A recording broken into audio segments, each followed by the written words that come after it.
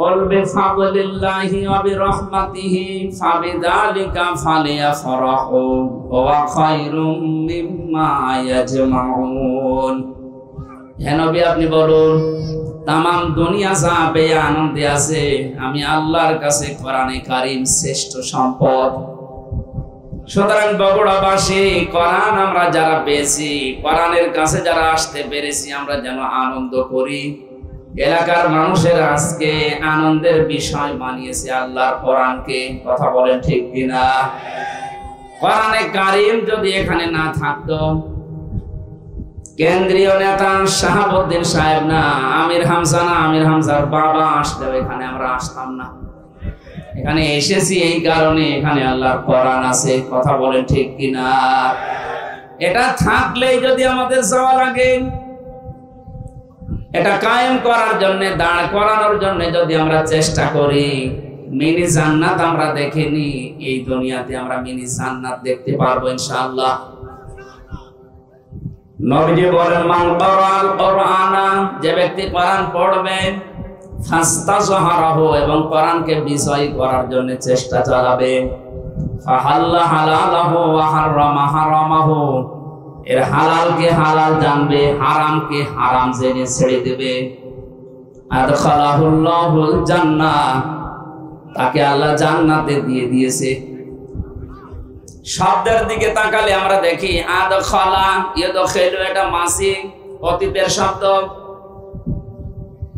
Past ব্যবহার করলেন নবীজি, অথচ আমরা এখনো অনেকে মারা যায়নি। মারা গেলে এরপরে তো জান্নাতের কথা আসবে।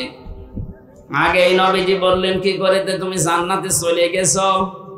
তার মানে ব্যক্তি, পরিবার, সমাজ এবং রাষ্ট্রে যদি কোরআনে ঝাড় থাকে, কোরআন বিজয় থাকে, কোরআন কায়েম হয়ে যায়, প্রতিষ্ঠিত হয়ে যায়, নবীজির এই কথা দ্বারা তিনি ইঙ্গিত দিয়েছেন, তুমি মনে করবা আমি জান্নাতে আছি। ওইরকম একটা দেশ আমরা চাই না। কিসের মাধ্যমে? কোরআনের। বলেন বলেন। আশাফাহু ফি আশারাতিন মিন আহলি বাইতিহি কুল্লুহুম ক্বাদ ওয়াজাবাত লাহুন নার।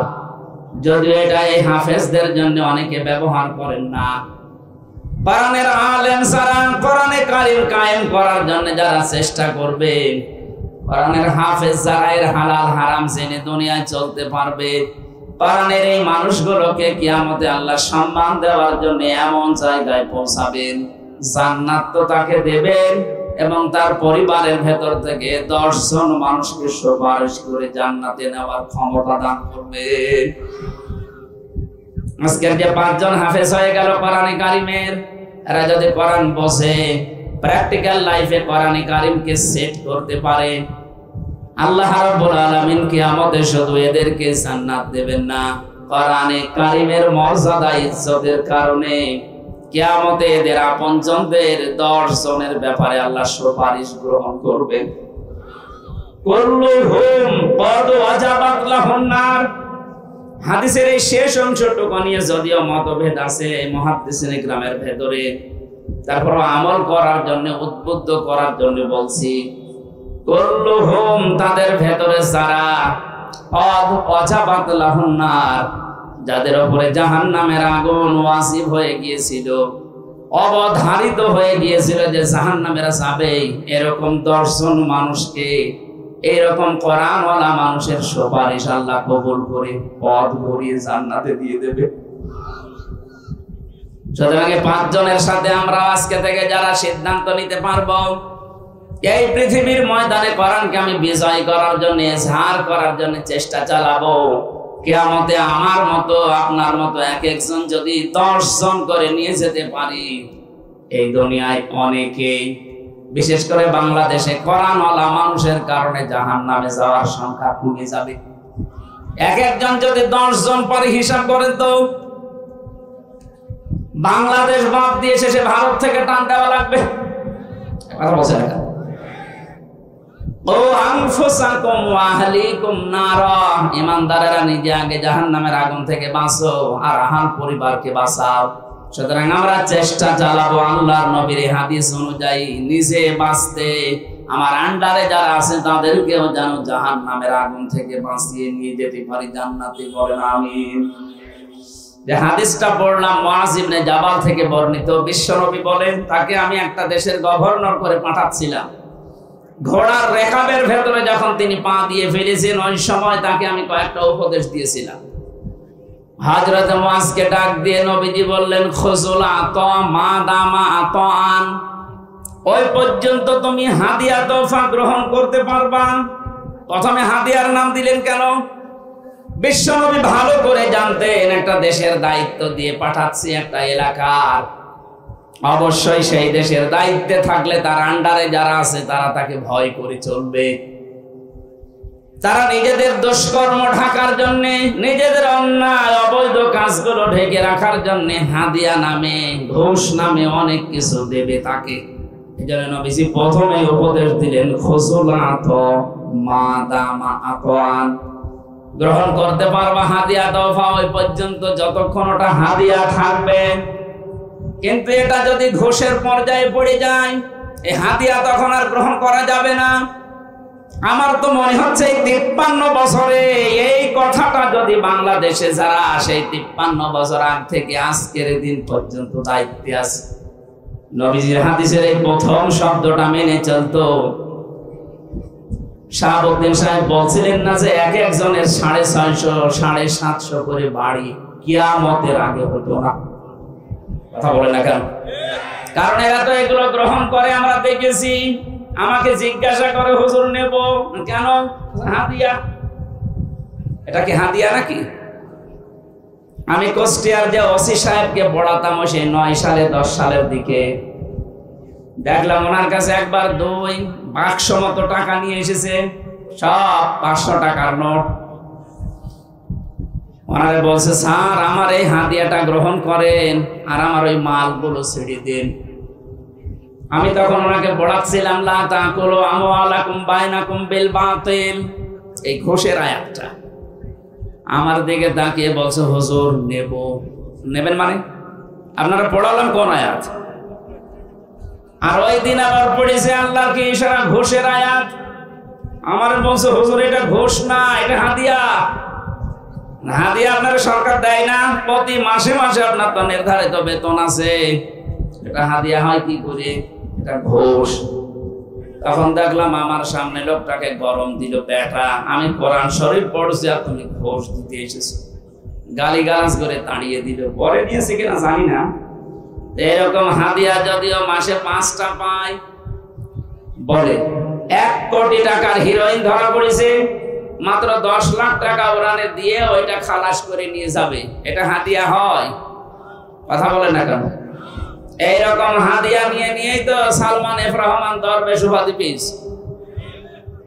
তাছাড়া যদি ভ্যান চালকদের মতো পরিশ্রম করে উপায় করা লাগতো, 36,000 কোটি টাকা 7টা ব্যাংক থেকে আত্মসাৎ করা কিয়ামতের আগেও সম্ভব হতো না। আপনি চিন্তা করেন তো, একটা মানুষ 36,000 কোটি টাকার মালিক। আমরা কি ঘাস কাটছি এই দেশে? এস আলমের নাম শোনেননি? বাংলাদেশের ইসলামী ব্যাংক থেকে 75,000 কোটি টাকা আত্মসাৎ করেছে। এ দেশটা ফোকলা বানিয়ে দিয়েছে। এরপরও ওরা বাইরে বসে বসে এখনো গণগান গায়।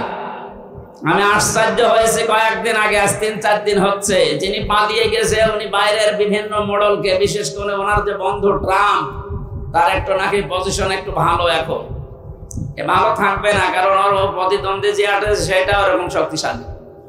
বিভিন্ন দেশে এখন ছড়িয়ে দিচ্ছে যে আমি নির্বাচিত সরকার, আমাকে জনগণ উৎখাত করেছে, এটা আমি মানি না। এত বড় মিথ্যা কথা আপনি বলতে পারলেন?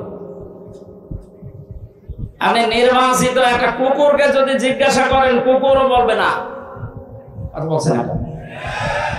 আপনি শয়তানকে ডাক দিয়ে বলেন যে উনি কি নির্বাচিত ছিল, শয়তান হা হা করে হাসবে। এ বলে কি? কারণ 154 জন নির্বাচনের আগেই ঘোষণা দিয়ে দিয়েছেন। কথা বলে না? আর এই যে গত ট্রাম্পে আপনি দিনের ভোট রাতে করে ফেলেছেন, আপনি কি করে বলেন যে আমি নির্বাচিত? দিনের ভোট যে রাতে হয়েছে এটার প্রমাণ আমি নিজে, আমার কাছে এক ওসি সাহেব ছিল, হাজতে কারাগারে ছিল, উনি আমারে বলছে, হুজুর এই যে নির্বাচনটা গেল, এই সময় আমার দায়িত্ব ছিল ফেনীতে। আমি নিজে আমার দল বল যা আছে এদেরকে নিয়ে রাত 12:30টার পর থেকে ফজর আযান পর্যন্ত ভোট কাটা আরম্ভ করলাম আল্লাহর নামে। এইভাবে বলছি। আমি ওনার একদিন তাওবার ব্যাখ্যা শোনাচ্ছিলাম যে তাওবা এইভাবে করা লাগে। আমারে তখন বলছে, দেখেন তো আমার তাওবাটা হয়েছে কিনা। বলে আমি এইভাবে করলাম 12:30টা থেকে একেবারে ফজরের আযান পর্যন্ত আল্লাহর নামে ভোট কেটেছি। বাক্স ভর্তি করে পাঠিয়ে দিলাম। ফজরের আযানের সময় গোসল করে ওযু করে এবার আমি নামাজে দাঁড়ালাম। নামাজ শেষ করার পরে বললাম, আস্তাগফিরুল্লাহ, আমারে তাওবা হয়েছে। আমি বললাম, স্যার আপনারে তাওবা হয়নি, এটা ভণ্ডামি হয়েছে। কারণ তাওবা করা লাগবে তো ওইভাবে যেভাবে নবীজি শিখিয়েছেন। আপনি অপরাধ করেছেন যার কাছে, স্বীকার করবেন তার কাছে। এই কথা বলেন না কেন? আপনি কি আল্লাহর কাছে অপরাধ করেছেন যে আস্তাগফিরুল্লাহ পড়ছেন? আপনি তো অপরাধ করেছেন আমার মতো হামজার কাছে। একটা এমপি বানাতে 3.5 লাখ 4 লাখ মানুষের রায় লাগে, আর আপনি নিজে নিজে সব দিয়ে দিলেন। সুতরাং আপনি আস্তাগফিরুল্লাহ কাবা শরীফ ধরে পড়লো আপনারটা হবে না যতদিনে 4 লাখ মানুষ আপনাকে মাফ না করবে। বাংলাদেশে এই 15.5 বছরে যারা জুলুম, নির্যাতন, অত্যাচার, গুম, খুন, আয়না ঘরের সাথে যারা জড়িত, বিশেষ করে যারা মিথ্যা মামলা দেওয়ার সাথে জড়িত, তাদেরকে বলছি, আপনি যদি আজকের দিন থেকে কিয়ামত পর্যন্ত হায়াত পান, আর কিয়ামত পর্যন্ত যদি আস্তাগফিরুল্লাহ আস্তাগফিরুল্লাহ আস্তাগফিরুল্লাহ পড়েন, আপনার মাফ হবে না। আপনার মাফ পাওয়ার একটা পদ্ধতি আছে, আমি বলছি, যদি মানতে পারেন আপনি কিয়ামতে ছাড় পাবেন। আর যদি ওইভাবে চলে না গিয়ে আস্তাগফিরুল্লাহ পড়ে মারা যান, আল্লাহর কসম আপনি মরণের পর ধরা খাবেন। একটা হাদিস বলছি, কয়েক মিনিটে একটু মিলান তো। আজ বিভিন্ন জায়গায় দেখতে পাচ্ছি এই অপরাধীগুলো যারা 15.5 বছর অপরাধ করেছে, এরা বিভিন্ন জায়গায় গিয়ে বলছে আমারে তাওবা পড়িয়ে দেন, আস্তাগফিরুল্লাহ। আর আমাদের মতো কিছু মানুষও আছে যারা টাকা পয়সা খেয়ে বলছে পড় আস্তাগফিরুল্লাহ। ও মনে করছে হুজুর আমারে আস্তাগফিরুল্লাহ পড়িয়েছে, আমারে মাফ ঠেকায় কে? এক মহিলা সাহাবী এসে বলে, হে রাসূল, আমি জিনা করেছি, যৌবনের তাড়নায় এই কাজটা করে ফেলেছি, আপনি আমাকে মুক্ত করেন এই গুনাহ থেকে। কিয়ামতের দিন যেন এই বিচারটা আল্লাহর ডবল করে না করে। নবীজি বললেন, এই কথা কাউকে বলবা না, বাড়ি চলে যাও। মেয়েটি আবার সামনে গিয়ে বলে, হে রাসূল, আমি জিনা করেছি এবং গর্ভবতী হয়ে গেছি, দয়া করে আপনি আমাকে মুক্ত করেন। বিশ্বনবী বললেন, না, এখনই বিচার করা যাবে না, বাড়ি চলে যাও, আগে সন্তানটা খালাস হোক, ডেলিভারি হওয়ার পরে আবার আসবা। এসেছে, নবী বললেন, এখন না, 2 বছর আগে দুধ খাওয়া বাচ্চাটাকে, শক্ত খাবার যখন খাওয়া শিখবে তখন আসবা। তখন এসেছে, ছেলেটাকে একটা সাহাবীর আন্ডারে দিয়ে নবীজি বললেন, এর উপরে বিচার আরম্ভ করো। পাথর নিক্ষেপ করা আরম্ভ হয়েছে। বগুড়াবাসী শুধু শুনতে আসা না, এটা রেকর্ড হচ্ছে, কালকে সারা পৃথিবীতে ছড়াবে। আমি সবার উদ্দেশ্য করে বলছি, বিশেষ করে 15.5 বছরে যারা অত্যাচারের সাথে ছিলেন, যারা জুলুমের সাথে ছিলেন, যারা আয়না ঘরের সাথে, যারা চাঁদাবাজির সাথে, যারা মিথ্যা মামলা দেওয়ার সাথে জড়িত ছিলেন, তাদেরকে বলছি, আপনার দুনিয়া তো শেষ হয়ে গেছে, আখিরাতটা যেন ধ্বংস না হয়। আমি আপনাকে ভালোবাসি, সত্যি আপনাকে আমি ভালোবাসি, আমি বাঁচাতে চাই। ওই জামানায় নবী যদি বলতেন, মেয়ে তুমি আস্তাগফিরুল্লাহ পড়ে নাও, হয়ে যাবে, বলতে পারতেন না? এক কথা বলে না কেন? বলেছিলেন। কি করলেন? 3 বার তাকে ফেরত দেওয়ার পরে যখন বলেছে আমি মুক্তি চাই, এই গুনাহ থেকে, অপরাধ থেকে, আমি এই পাপ থেকে মুক্ত হতে চাই, নবীজি তখন বিচার কায়েম করলেন তার উপরে। হযরতে খালিদ ইবনে ওয়ালিদ বলেন, আমি একটা পাথর নিক্ষেপ করেছিলাম, এই পাথরটা নিক্ষেপ করার পরে রক্ত এসে যখন আমার নাকের উপরে লাগে, তখন আমি একটা বরদোয়া দিয়েছি, ভৎসনা দিয়েছি, কি এরকম নাপাক মহিলার রক্ত আমার শরীরে লাগলো। নবীজির কানে কথা যাবার পরে বিশ্ব নবী বললেন, খালিদ থামো, এ কথা বলবা না। আমি নবী, তুমি নবী না, আমি যা দেখতে পাই তুমি তা দেখতে পাও না। এই মহিলার অনুশোচনা, তাওবা এবং এর যে বিচার আচারের কার্যকারিতা এত বেশি আল্লাহ পাক পছন্দ করেছে, কোন জালেম যদি এইভাবে তাওবা করতে পারে আল্লাহ তাকেও মাফ করে দেবেন। বাংলাদেশের মানুষেরা সবাইকে উদ্দেশ্য করে বলছে, কারণ আমার বংশে সবচাইতে বেশি এই জালেমদের অনুসারী লোক ছিল। 100 জনের 98 জন ছিল ওই দলের। আমি তাদেরকে যেহেতু বাঁচাতে চাই, সাদা আপনাদের বলছি না, সবাইকে উদ্দেশ্য করে বলছি। এখন অনেকে খরচ পাল্টিয়ে কেউ বিএনপি, কেউ জামাত, কেউ ইসলামী আন্দোলনে যোগ দিচ্ছে। খালি যোগ দিয়ে দিলেই হয়ে যাবে আপনার, আপনি আস্তাগফিরুল্লাহ পড়ে আন্দাজে শেষ করলেই হয়ে যাবে না। আপনি তো আল্লাহর কাছে অপরাধ করেননি, আপনি অপরাধ করেছেন হামজার কাছে। এই কথা বলেন না কেন? চাওয়া লাগবে হামজার কাছে। আপনি গমের সাথে জড়িত, আপনি খুনের সাথে জড়িত, আপনি আয়না ঘরের সাথে জড়িত, আপনি মিথ্যা মামলা দিয়ে মানুষকে হয়রানি করার সাথে জড়িত। আপনি ওই দোষ আল্লাহর কাছে করেননি, করেছেন আমাদের কাছে। সুতরাং যার যে ক্ষতি করেছেন ওই ক্ষতিপূরণ দেন আগে, এবং যে যে ধরনের অপরাধ করেছেন ওই অপরাধের শাস্তি আগে নেন। কেউ যদি কাউকে হত্যা করার প্ররোচনা দিয়ে থাকেন, এই দুনিয়াতে যে 6 সালে 28 অক্টোবর যার হুকুম মতো জসিম ভাইকে পিটিয়ে মারার পরে লাশের উপরে ড্যান্স দিল, এর অবশ্যই হুকুমদাতা হিসাবে তাকে শাস্তির আওতায় আনা লাগবে। তাকে যদি ওইভাবে পিটিয়ে মারার পরে যদি লাশের উপরে ড্যান্স দেওয়া না হয়, তাহলে আস্তাগফিরুল্লাহ তার মাফ হবে না। এই কথা বলছেন না কেন? আপনি মাফ করে দিলেই হবে। ওকে দোষ আপনার কাছে করেছে, দোষ করেছে জসিম ভাইয়ের কাছে, আর জসিম তো এখন নেই। আপনি মাফ যাবেন কার কাছে? হয় তার বাবার কাছে, তার মায়ের কাছে, তার স্ত্রীর কাছে, সন্তানের কাছে। তার যে ক্ষতিপূরণ তারা দাবি করবে, ওই টাকা আগে তাকে দেবেন। এরপরে ওরা যদি বলে না, তাও হবে না, আপনাকে এভাবে আমি সাপের মতো পিটাবো, ড্যান্স দেব, তারপরে মাফ হবে। এই হিসাবে বলছি, জালেমদের দুনিয়াও শেষ, আখিরাতও শেষ। এত কিছু করার পরও আমরা অনেকে থেমে নেই। এখনো পর্যন্ত দেশে জালেমদের কিছু অনুসারী আছে, তারা সাফাই গাচ্ছে যে কি হয়েছে, কি হয়েছে আপনি টের পাচ্ছেন না। আপনাকে আমি 14 বছর না, 8.5 বছর না, 8 বছর না, শুধু 8 দিন আয়না ঘরে রাখবো। যদি আপনি বেঁচে থাকতে পারেন, আপনি বেঁচে যাবেন। যান, আয়না ঘরের ভেতরে যাদের রাখা হয়, আমি নিজে তো দেখেছি, চোখ বেঁধে দেয়, হাত পেছনে বেঁধে দেয়, কারো কারো পায়ের ভেতরে হাত ঢুকিয়ে সামনে যে লোহার রড গুলো আছে, রডের সাথে হাত দিয়ে পেঁচিয়ে বেঁধে দেয় হ্যান্ডকাপ দিয়ে। একটা মানুষ কয় দিন কয় মাস থাকতে পারে, অথচ মানুষটা আছে 8 বছর। আমি 14 বছরের মানুষও পেয়েছি। বিভিন্ন দেওয়ালে লেখা দেখতাম, আমাকে যাওয়ার সময় মোবাইল নাম্বার দিয়ে নিচে লিখে দিয়েছে, ভাই যদি বাইরে যেতে পারেন একটু বলবেন যে আমি বেঁচে আছি। আপনার কাছে কি খেলাধুলা মনে হচ্ছে না? 5টা দিন থেকে আসেন তো ওই জায়গায়, অথচ মাথার উপর দিয়ে গাড়ি ঘোড়া চলছে, গাড়ি ঘোড়ার হালকা হালকা আওয়াজ পাওয়া যায়। গাড়ি ঘোড়া চলছে, উপর দিয়ে মানুষজন চলছে, নিচে মাটির নিচে ঘরের ভেতরে একটা মানুষ কবরের মতো জায়গায় 8 বছর, 10 বছর, 14 বছর আটক করা আছে। একটা মানুষ কত বড় নির্দয় হলে এই কাজগুলো করার পরে মানুষকে জানায়নি, তাও যদি যাওয়ার আগে জানিয়ে দিত যে এখনো অনেকে আয়না ঘরে আছে, আপনারা খোঁজ করে নেন, তাও তো মাফ করে দিত মানুষ। চলে গেলেন, কিচ্ছু বললেন না।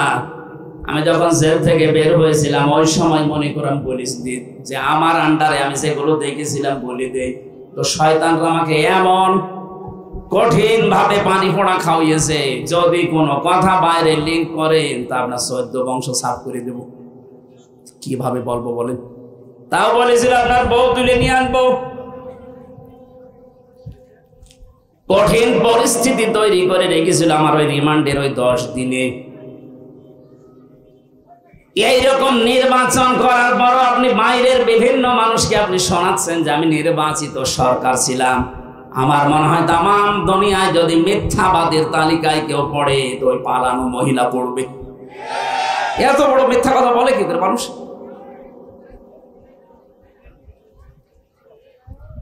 হাদিয়া তওফার কথা বলছিলাম।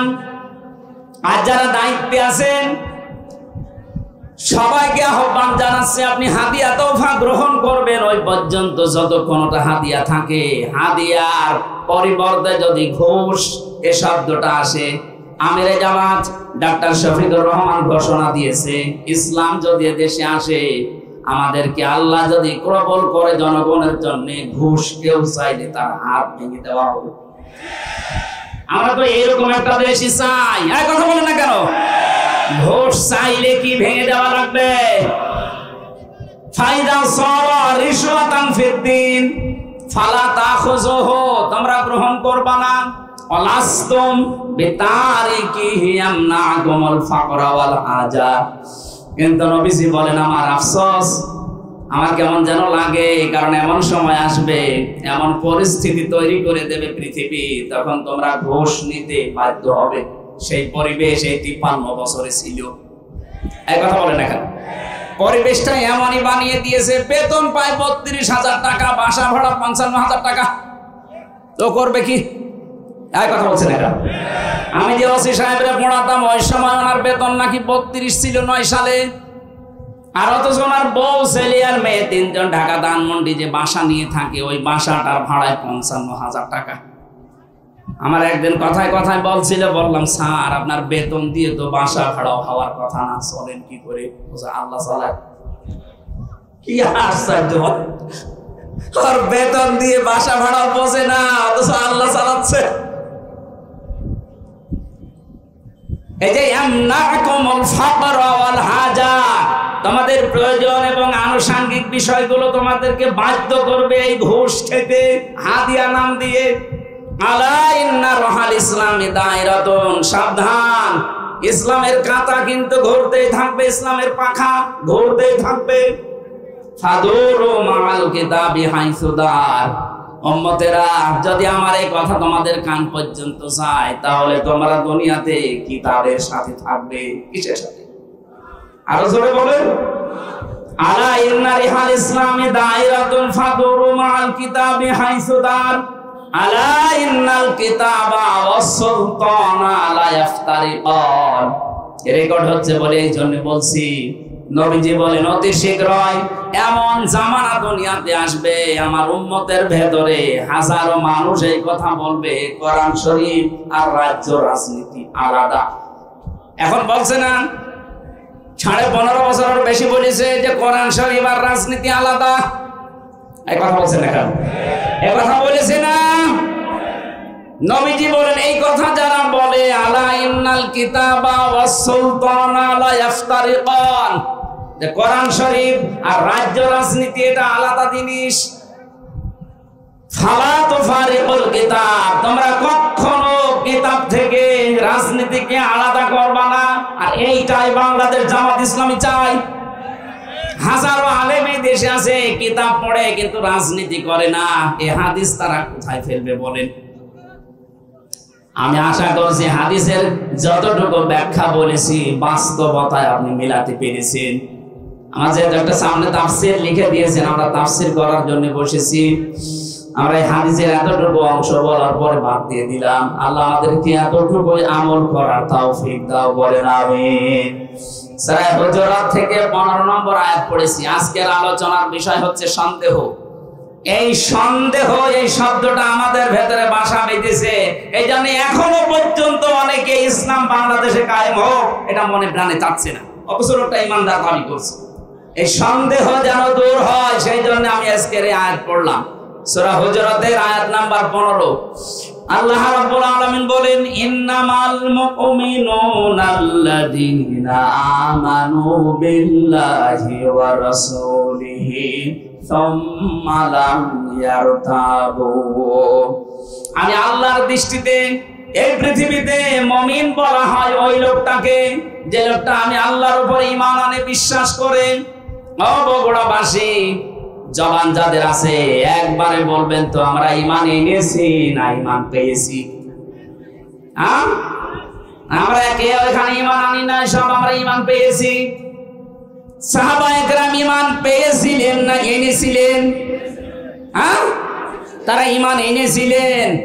এই জন্য এটা টিকিয়ে রাখার জন্য জীবন দিয়ে দিয়েছে হযরতে বেলাল, তারপরে ঈমান ছাড়েনি।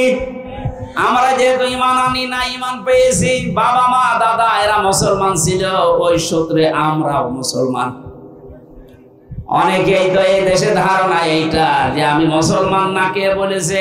আমার আগা কাটা আছে, এই কথা বলছে না কেন?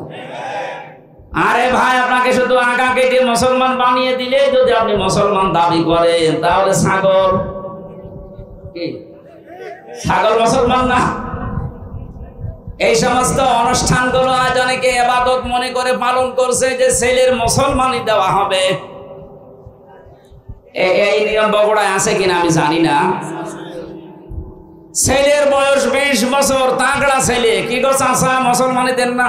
দেবো কি করে? আমারও টাকা নেই, ওরও টাকা নেই। একটা ছেলে মুসলমানি দিতে কয় টাকা লাগে? নাকি এলাকায় মুসলমানি দেওয়া বন্ধ হয়ে গেছে? কত টাকা লাগে? 500 টাকা দিলে গোড়া থেকে কিনে বাদ দিয়ে দেবো। 500 টাকা, 200 টাকা দিলে আগা কেটে দিতে 500 টাকা, তার মানে ওর 50,000 টাকা লাগবে। এখন অনুষ্ঠান করে টাকা তুলবে, কথা বলেন না কেন? শেষে এনজিওর কাছে, ব্যারাকের কাছে, ব্যাংকের কাছে লোন নিয়ে 50,000 টাকা খরচ করছে। 20 বছরের ছেলে মুসলমানি, 2 দিন মাইকিং করছে আমার ছেলের মুসলমান। লোকজন আসেও ঠিক, খাবারও খায়, টাকা পয়সা দেয়, শেষে দেখা যায় আরো 50,000 টাকা লাভ হয়ে গেছে। সকালে 4 দোকানে বসে বসে গপে হাসতেছে, কি গো চাচা এত খুশি? বলছে বাবাজি জানতাম না যে ব্যবসায় এত লাভ, মনে হচ্ছে মুসলমানি আমি আর একবার দিই। এই মুসলমান হয়েছি আমরা। সাহাবায়ে কেরাম ঈমান এনেছিলেন না ঈমান পেয়েছিলেন? আমরা কি করব? ঈমান আনবো না ঈমান পাবো? ঈমান আনতে হবে। আল্লাহর দৃষ্টিতে ওই মানুষগুলো এই বাংলাদেশে ঈমানদার যে মানুষগুলো সত্যি আল্লাহর উপরে ঈমান পেয়েছে না এনেছে? বলেন বলেন। সত্যি যারা ঈমান এনেছে, আপনি বম মারলেও হযরতে বেলালের মতো তাদেরকে নড়াতে পারবেন না।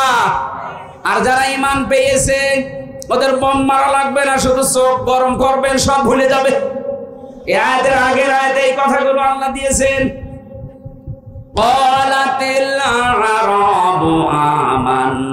আমার ওইটা বিষয় না, আমি যে মূল শিক্ষাটা দিতে চাই, আমরা যারা ঈমান পেয়েছি তাদের এই মুখের কাছে থাকে, খুব জোরে জোরে আমরা বলতে থাকি, সেই একটু কিছু হাওয়া বাতাস আসে তখন আমরা ভুলে যাই। কিন্তু ঈমান যারা সত্যি এনেছে, এদেরকে আপনি বোম মারার পরও এদেরকে ছড়াতে পারবেন না। আর এই প্রকার মানুষ ছিল বাংলাদেশে মাত্র 100 জনের 15 জন। আগস্টের 5 তারিখের পর থেকে আজকের এই দিনের জরিপ বের হচ্ছে, আপনি তাকান ইন্টারনেটের দিকে। 100 জনের 15 জন ছিল আগস্টের 5 তারিখের আগে। মাত্র 2 মাস, এই কয়েকদিনের ব্যবধানে এখন 100 জনের 58 জন মানুষ এরকম ঈমানদার তৈরি হয়ে গেছে। এদের মুখে শুধু এখন আর ঈমান না, এদের অন্তরে ঈমান গঠিত হয়ে গেছে, বদ্ধমূল হয়েছে। সুতরাং 100 জনের 58 জন, এখন আমরা একটা আশার সঞ্চার পাচ্ছি। আল্লাহ মনে হয় ইসলামকে দেশে মানুষের হাতে তুলে দেবে ইনশাআল্লাহ। যারা ঈমান এনেছে তাদের হাতে, ঈমান যারা পেয়েছে তাদের হাতে না। আর রাসূলের উপরে যারা বিশ্বাস করে যে আল্লাহকে সিজদা দেওয়া হয় না দেখে বছরের পর বছর, যে রাসূলকে আপনি রাসূল হিসাবে, নেতা হিসাবে মেনে নিচ্ছেন, এই 2 জনের কথা মতো যদি আপনি চলতে চান, কোন জায়গায় যেন সন্দেহ করা না হয়। ফামালাম ইয়ারতাবু। এই পৃথিবীতে বহু মানুষ এই সন্দেহে থাকার কারণে, এই দোদুল্যমান অবস্থায় থাকার কারণে 53 বছর পিছিয়ে গেল। এই দেশটাতে ইসলাম কায়েম হবে। আল্লাহর কথা আমাদের ওইভাবে বিশ্বাস হয় না।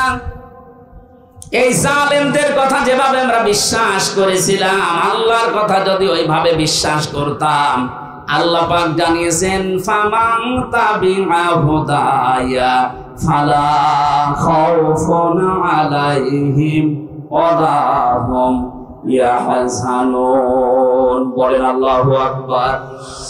আমি যে হেদায়েত পাঠালাম, সর্বশেষ যেটা, তার নাম কোরআন শরীফ। এই কোরআনে কারীম যদি তোমরা অনুসরণ করতে পারো, আনুগত্য করে চলতে পারো, আমি আল্লাহ কথা দিলাম, গ্যারান্টি দিলাম, কোনো ভয় থাকবে না, কোনো চিন্তাও তোমাদের করা লাগবে না। পৃথিবীতে মানুষ যে সমস্ত জিনিসের ভয় পায়, এগুলোর গ্যারান্টি আল্লাহ কোরআনে কারীম বিজয়ী কায়েম করার মাধ্যমে দিয়েছেন।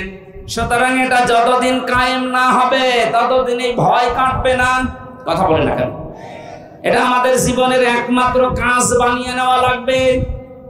এখন থেকে যতদিন বেঁচে আছি আমার জীবনের প্রথম কাজ এইটা, কি করে কোরআনে কারীমকে এই দেশে বিজয় করা যায়। নামাজ পড়ি যে বিশ্বাস নিয়ে, রোজা রাখি যে বিশ্বাস নিয়ে, হজ করে আসি যে বিশ্বাস নিয়ে, এই বিশ্বাস নিয়ে যদি কোরআনে কারীম কায়েম করব, এগিয়ে যেতে পারি, ৯৬% মুসলমান এই দেশে, বেশি দিন সময় লাগার কথা না, আল্লাহর এই কথা বাস্তবায়ন হতে। কথা বলেন ঠিক কিনা? আমাদের সন্দেহ যাদের আছে এই সমস্ত বিষয়গুলো নিয়ে আমরা দূর করে ফেলি।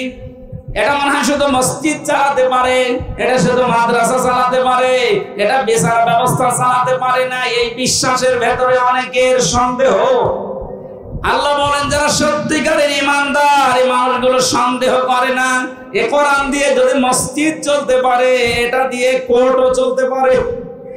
কথা বলে না কেন? মসজিদ চলার কারণে, তারপরও কোরআন দিয়ে এখন মসজিদ চলে না।